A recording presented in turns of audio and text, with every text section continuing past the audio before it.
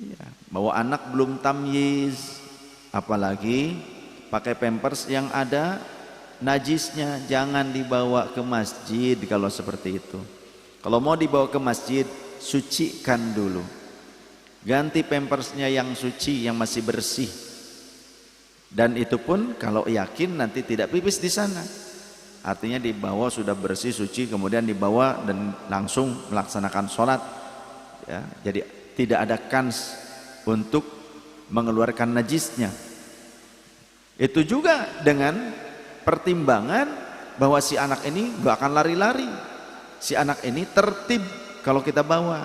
Nah, kalau anak sebelum tamyiz, mereka mana mungkin bisa diberikan pengertian begitu. Makanya para sahabat mereka itu mengajak anak-anaknya ke masjid itu ketika mereka sudah tamyiz. Umur tamyiz itu di kisaran awal mulanya adalah di kisaran 7 tahun.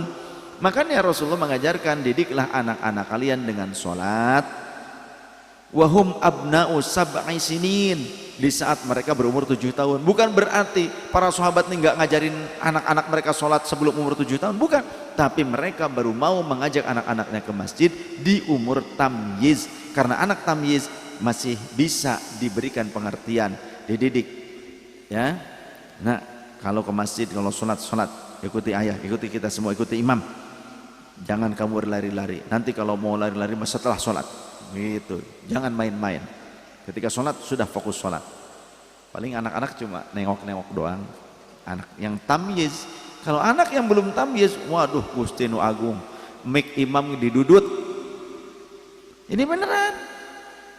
Teuing anak saha eta dibawa ke masjid, mik imam didudut.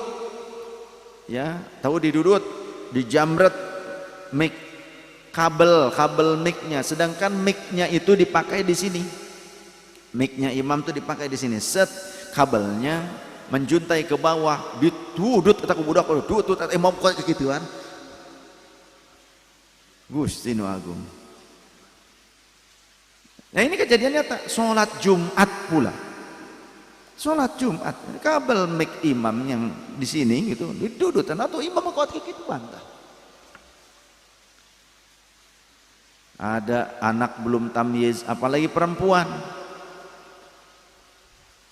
Untuk apa coba anak perempuan belum tamyiz dibawa ke masjid? Untuk apa coba? Sholat berjamaah laki-laki. Justru perempuan itu kan afdolnya di rumah. Ya, kalaupun mau mendidik anak ini, pendidikan buat anak, ya didik saja di rumah sebelum tamyiz. Kecuali si anak itu bisa tertib walaupun belum tamyiz. Paham tidak? Jadi jangan kita tuh memahami dalil itu hanya sebatas tekstual tapi tidak kontekstual. Ya kan dulu juga cucunya Rasul ada, sampai-sampai pada saat Rasul sujud cucunya nemplok di belakang. Kemudian ketika Rasul duduk, cucunya duduk di pangkuan sang Rasul. Pertanyaannya, sering nggak seperti itu?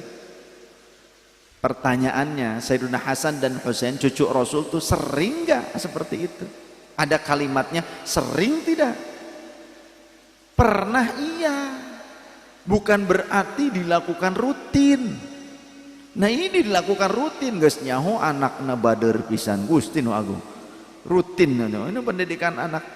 Emang tuh bisa ngadidik di rumah?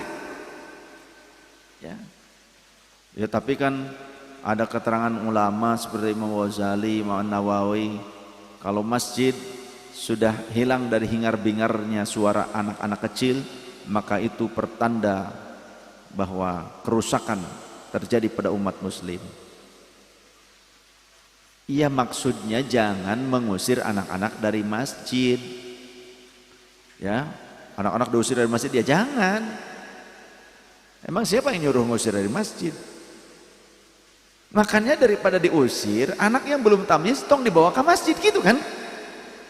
Tidak akan ada pengusiran toh di masjid mah sebetulnya, walaupun dibawa juga. Tapi pengertian orang tuanya untuk bisa bagaimana cara mendidik itu kan ada metodenya.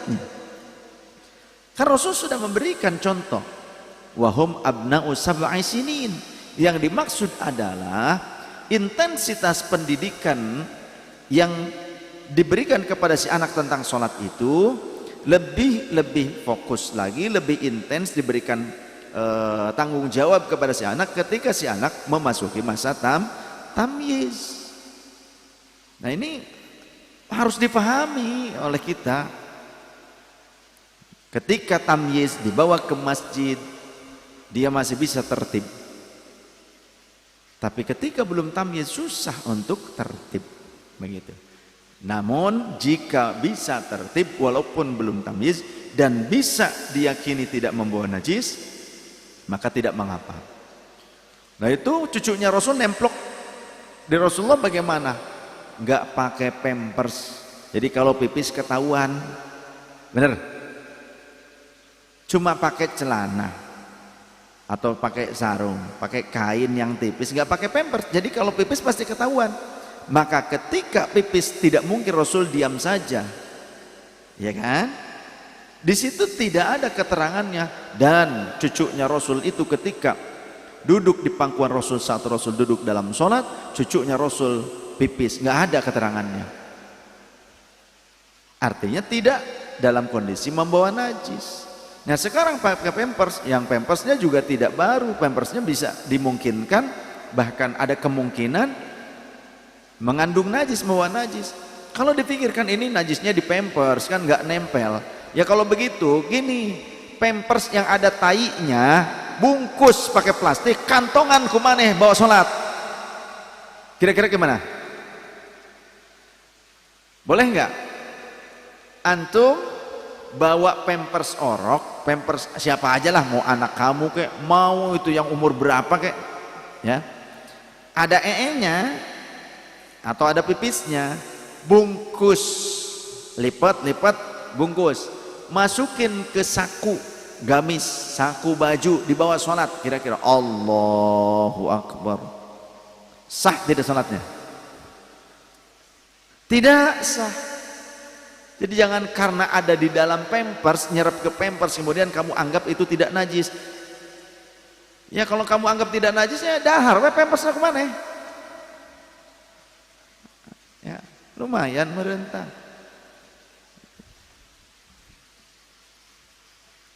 Hati-hati dalam memahami agama, jangan salah kaprah. Kemudian kalau mau gini nih, saya sering melihat di Masjidil Haram, Masjid Nabawi, ada anak kecil supaya nggak pergi lari-larian kemana-mana, itu oleh bapaknya diikat tuh, ada tali spiral, ya, ada tali bulat gitu, seperti kabel tapi spiral, jadi bisa memanjang, bisa memendek. Itu yang satu diikatkan di ayahnya, yang satu diikatkan di tangan anaknya. Jadi kalau si anak kira-kira mau kemana, nggak bisa karena sudah terikat. Boleh pakai itu tuh, ya, kalau mau. Nggak ada rapia baik. Emangnya domba itu anakmu, ya.